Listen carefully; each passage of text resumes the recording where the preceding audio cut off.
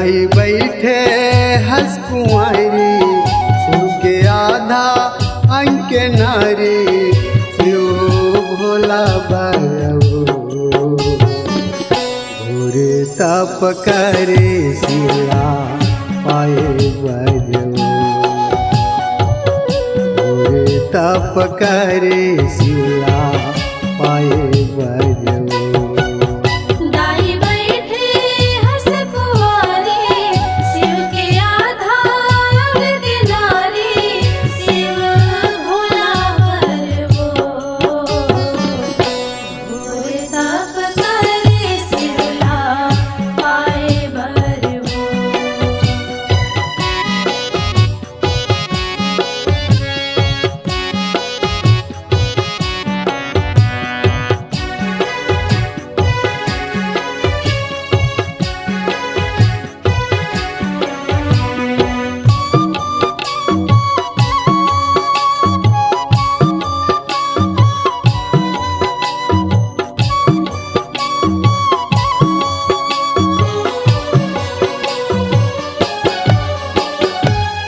राजा हिमाचल घर जन्म धरे ते, मैना के दूध पिए कमल खिलाए ते, मैना के दूध पिए कमल खिलाए ते, सखियन के संग संग में हिल राजे औ महल में, सखियन के संग संग में खेल राजे ओ महल में, शिव भोला बरवो घोर तप करे शिला पाए बरवो, घोर तप करे शिवला पाए बरवो।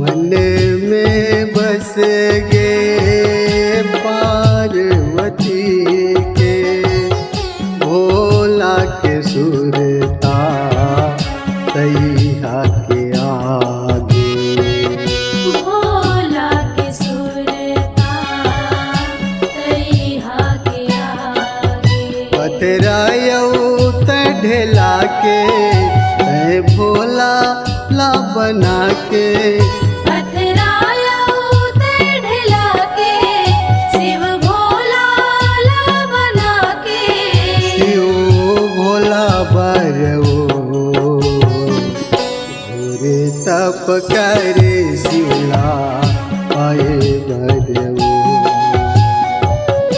घोर तप करे शिवला पाए बरवो।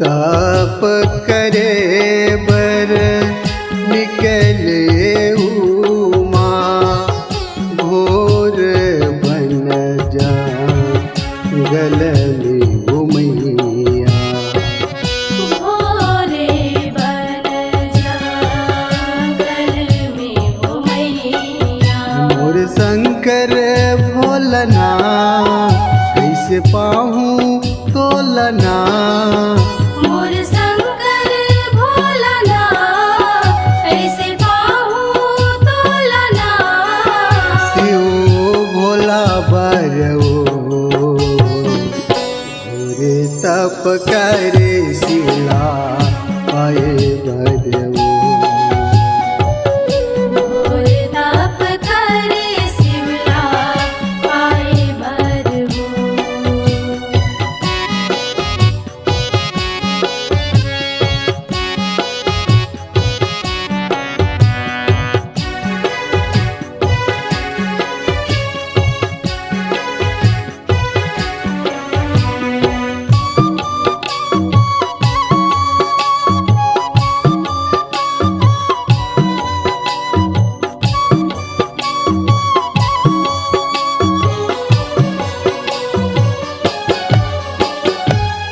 सावन महीना में व्रत तहरा के पूजा करे भोला के मन में बसा के। पूजा करे भोला के मन में बसा के। दूध गंगा में नवा के बेलपतिया ला चढ़ा के। दूध गंगा में नहा के बेलपतिया ला चढ़ा के। शिव भोला बरवो। घोर तप करे शिवला पाए बरवो।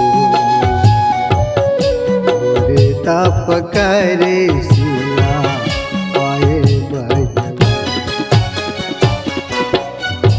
दाई बैठे हंस कुंवारी शिव के आधा अंग के नारी। शिव भोला बरवो। घोर तप करे शिवला पाए बरवो।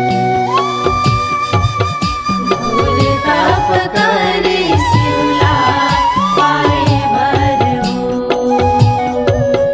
घोर तप करे शिवला पाए बरवो।